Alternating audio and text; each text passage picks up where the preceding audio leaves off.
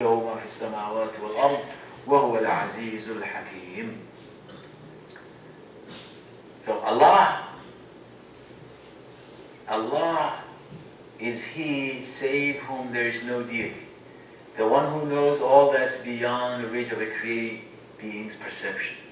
See, Al-Ghaib, Muhammad Asad translated Al-Ghaib as the created, the things that are beyond the perception of human beings. So that one word, ghaib, which is a major concept in Islam, everything that's beyond our perception, things that are as living as we are, as things that exist as much as we exist, but they are beyond our perception. In other words, they are in some other dimension that we cannot. And so he translates that as beyond the reach of a created being's perception, as well as, so God knows, Allah knows all of that, as well as that can be witnessed by creatures' senses or mind. So everything, whether you can perceive them or not, Allah knows them. He, the most gracious, the defensor of grace. So of course, this War Rahman Ar-Rahim, this is the most repeated attributes of Allah. And we repeat it in Surah Al-Fatiha twice. Bismillah ar-Rahman ar-Rahim, Alhamdulillah Rabbil Alameen, Ar-Rahman ar-Rahim. So Bismillah ar-Rahman ar-Rahim, Alhamdulillah Rabbil Alameen, Ar-Rahman ar-Rahim.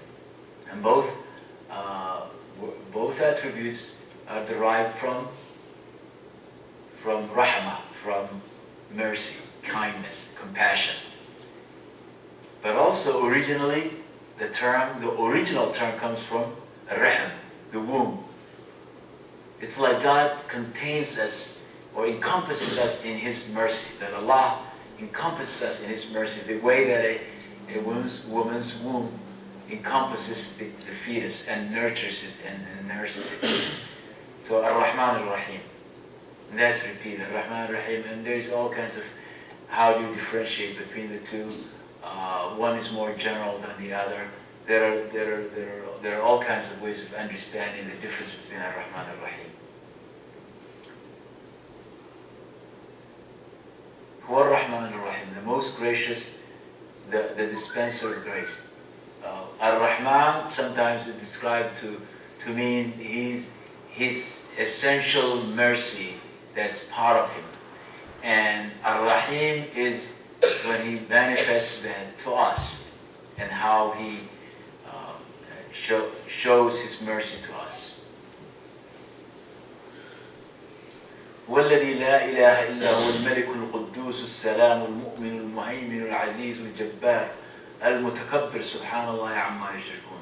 Allah is He, save whom there is no deity, the sovereign supreme, the holy, the one with whom all salvation rests, the giver of faith, the one who determines with true and false, the Almighty, the one who subdues wrong and restores right, the one to whom all greatness belongs.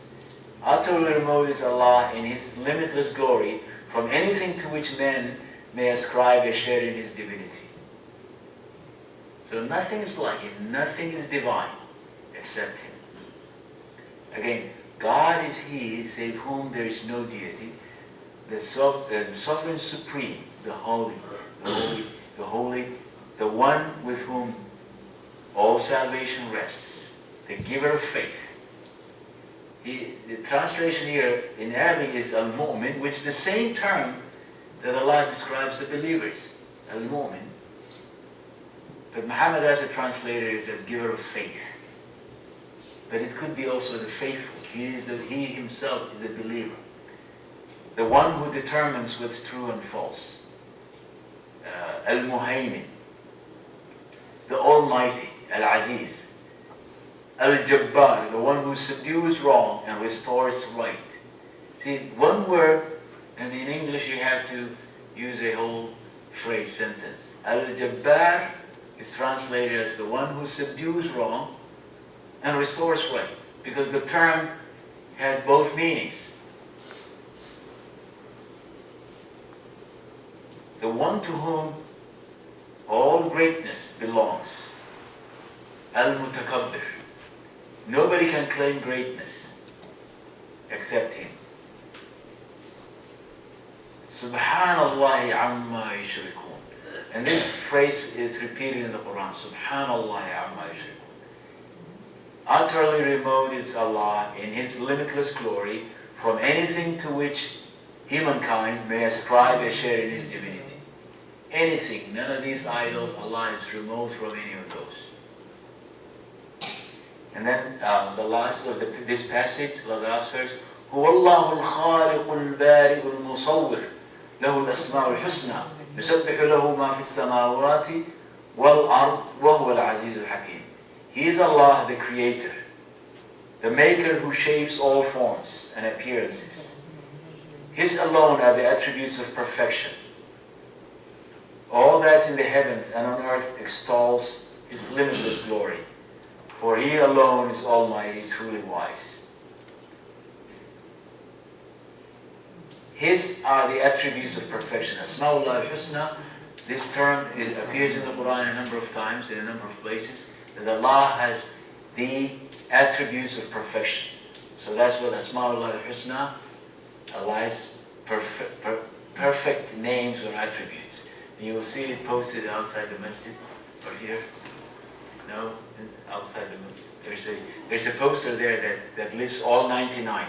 But again, the 99 they do not exhaust Allah's attributes. It's just the 99 that we know. There's a beautiful hadith where the Prophet ﷺ says, I used to memorize that hadith, but I forgot until I was reminded in Ramadan. And part of it is that you pray to Allah through any name that He may have named Himself that you don't know, or any attribute that you know nothing about, but He knows that He has that attribute. I'm going to look it up, inshallah. You can't remember any of the words? Yeah, it's أو استأثرت في علم الغيب عندك. Remember that? That phrase that استأثرت في علم الغيب عندك. Yeah. اللهم إني أسألك بنفسك بنفسك أو أن تنتهي في كتابك أو علمت واحدا من خلقك أو استأثرت به في علم الغيب عندك. Yeah, that's the part that I want. استأثرت به في علم الغيب عندك. It has ربيع. It has ربيع. That's the word from here. Unlimited name. With no knows. Allah knows 99 names. Unlimited. Yeah. Allah Yeah, wait. So it's one of the that hadith says that he prays to Allah, and this is one of the prophetic prayers, and through all His beautiful names, attributes of perfection, but also attributes that we know nothing about, that He kept to Himself and didn't reveal to anybody else. So the 99 names are just they're enough for us, but they're not exhaustive. Now I will conclude with a verse in Surah Al-Imran where the people of the book are challenged. There are a number of places where the people of the book and their conception of Allah are challenged in a respectful way.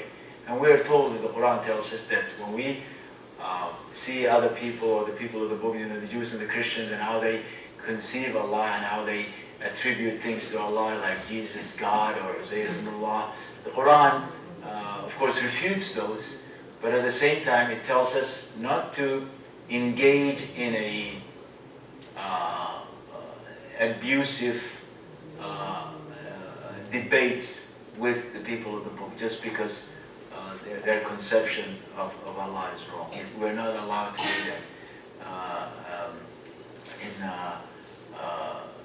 ولا تجادلوا أهل الكتاب إلا بالتي يحسن إلا الذين ظلموا منهم وقولوا آمنا بالذي أنزل إلينا وأنزل إليكم وإلهنا وإلهكم واحد ونحن له مسلمون. That verse, which is one of the most inclusive verses in the Quran, where Allah tells us that if you discuss things with the people of the book, discuss it in a nice manner, except for those who, if you're wrong, of course, you don't have to be. you don't have to be a walkover. In other words, you can defend yourself, but you are supposed to say it nicely, and not put people in a kind of a defensive way. You don't want people to be defensive, because it really defeats the purpose of what you're trying to accomplish. If you put them down and say, the nonsense that you believe in and all that, that's wrong in Islam. The Qur'an doesn't tell us to do that. But at the same time, it challenged the people of the book, and it says, the Prophet ﷺ is commanded to say this, and again, I chose this verse, and I didn't include it in the email. It says, it's in chapter 3, verse 64, قُلْ يَا أَهْلَ الْكِتَابِ تَعَالَوْا إِلَى كَلِمَةٍ سَوَاءٍ بَيْنَنَا وَبَيْنَكُمْ أَلَّا نَعْبُدَ إِلَّا اللَّهَ وَلَا نُشْرِكَ بِهِ شَيْئًا وَلَا يَتَّخِذَ بَعْضُنَا بَعْضًا أَرْبَابًا مِنْ دُونِ اللَّهِ فَإِنْ تَوَلَّوْا فَقُولُوا اشْهَدُوا بِأَنَّا مُسْلِمُونَ. Inshallah, we will reference this later on when we talk about Islam and the after the belief system. Then we will talk about the deeds. Say, O followers of earlier revelation, people of the book, come unto that tenet which we and you hold in common, that we shall worship none but Allah, and that we shall not ascribe divinity to anything beside Him, and that we shall not take human beings for our lords beside Allah. And if they turn away, then say, bear witness that it's we who have surrendered ourselves unto Him. So this ends this session. If you have any questions or comments or something you want to share with thoughts that you want to share with everybody after studying the passage that we discussed tonight, most of them they were sent by email, and so you could have, the idea was for you guys to go through it, study it in your favorite translation or a translation in your language, and think about them, and then ask questions or share comments. Can I make a comment first? Yes, please. Everybody's welcome to share. Welcome. The young people, not the older ones, to ask questions or challenge what Professor Noor said. Anybody has a challenge? Question? Yeah, I have a question. Yeah. I said young people. He's young. He's young. He's young at heart. I want the young people to. Relatively Go ahead. Yeah. Young is relative, but all is absolute. Yeah. When people ask the question of why Allah cannot have a son, is that because He can't, or is it because He's not willing to? It's there was a Catholic priest who became Muslim in the 1980s in this country, and I remember seeing a video where he used to give talks to mostly Christians, and so one person in the audience asked him, he said, you believe that God can do anything, He can do anything He wants to, so why can't He have a son? His answer was that God doesn't do stupid things. So Not a good answer. But not a good answer, but it was not a good answer, but he said God doesn't do stupid things. But anyway, see again, it really goes back to the conception of God. The God that the Qur'an describes doesn't have these human attributes. To have a son, to have a child, is a human attribute. And I think it goes back to this concept that He created us in His image. So, and Jesus was human, and so they are coming from that direction. And so the same way that you cannot really ask, why is He not created? Who created Him? Because you are basing the question on a false premise. You're assuming that we're talking about something that's created. No, we're not talking about something that's created. We're talking something that transcends all of that. So that's, to me, is why. And the Quran makes it very clear. We will talk about the way that the Quran talks. There will be a whole session on the way that the Quran tackles the Christian conception of God. كفر الذين قالوا إن الله هو المسيح ابن مريم لقد كفر الذين قالوا إن الله ثالث ثلاثة, where they rejects the Trinity, rejects the divinity of Jesus, it rejects the the crucifixion of Jesus. We will dedicate a whole session to that.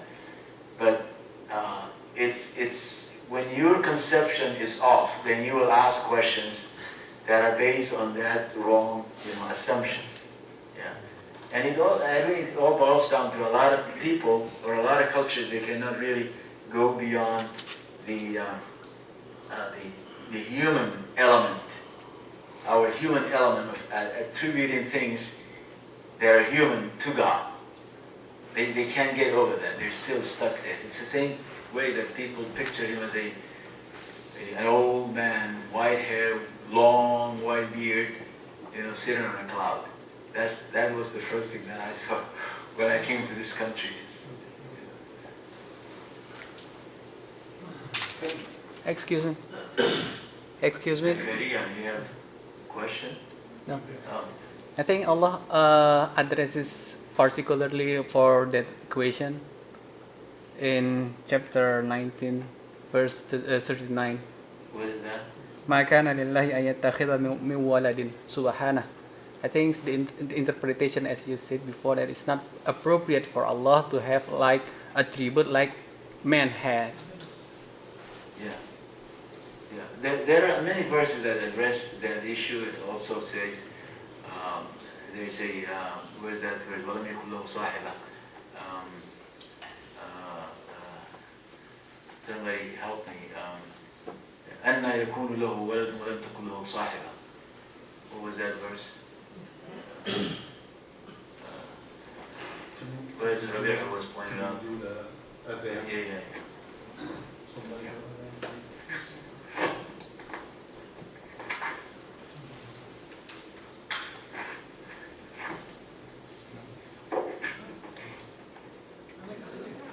يا ربي أذان